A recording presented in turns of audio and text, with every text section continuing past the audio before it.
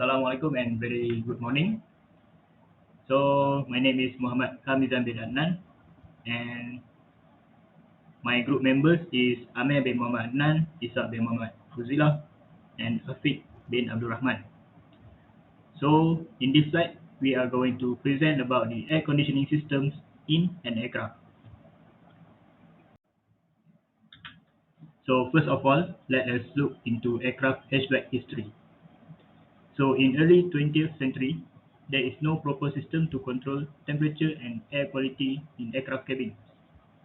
And then moving on to 1930, ice and water are used to lower the cabin's temperature.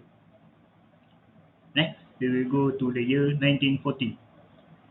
Pressurized cabin brought new challenges and requirements for hatchback systems. This is because to maintain the pressure in high altitude. And then in 1950, jet-powered aircraft demand for more advanced hatchback systems. So, in order to comply to this requirement, in 1950 and still ongoing, the hatchback system for aircraft has been introduced to computerized controls. And the purpose of this computerized control is to focus on energy efficiency. So, that's all for me. Thank you.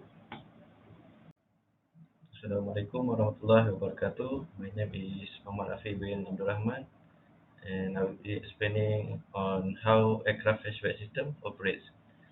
Basically, aircraft hatchback system works by combining the process of ventilation, heating, and pressurization at the same time.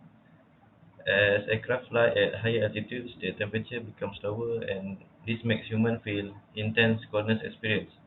Also, higher altitudes have lower atmospheric pressure, which makes human difficult to get a sufficient amount of oxygen to breathe comfortably.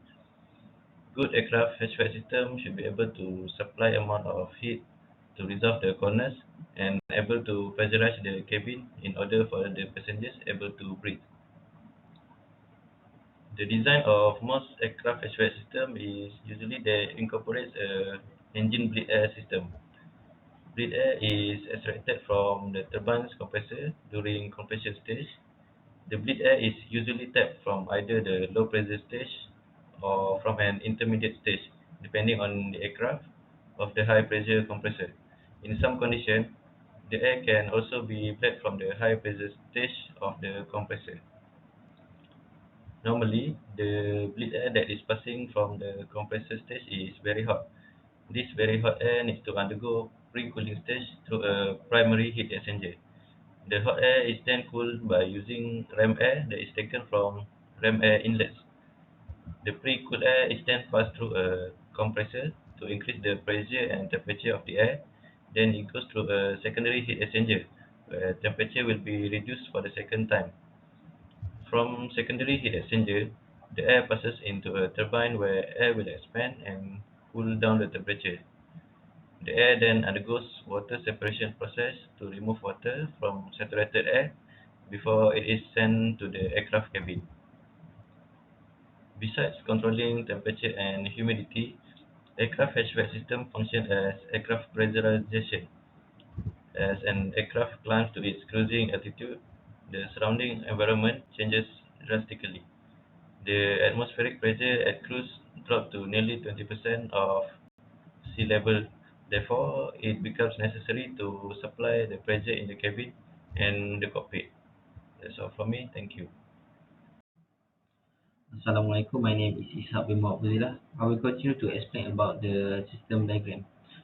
First of all, the hot air from the engine is flowed through the pipeline to cool in the primary heat exchanger. After that, the cool air is passed through the compressor to be compressed to the secondary heat exchanger to recool the air. Next, the air is sucked into the turbine and be blown to the water separator to remove any humidity and water. Lastly, the air is supplied to the passenger in the cabin. The function of the ram air is allow the outside air to flow between the heat exchanger to absorb any heat from it, and then the ram air is released to the outside ambient at the back of the plane. This is a system diagram for the hot air is created. The hot air is collected at each stage of the turbine engine and passed through the pipeline to the air control system. Hi and Assalamualaikum. I'm AMIR bin Muhammad ADNAN. I will explain about advantage and disadvantage of engine bleed air system. In advantage, we have high versatility, energy efficient and quick response. This enable quick response times when activating or operating this system. In disadvantage, we have the high fuel consumption, more complex, and risk of contaminants. Utilizing engine bleed air requires diverting a portion of engine's compressed air, which reduces the overall engine efficiency.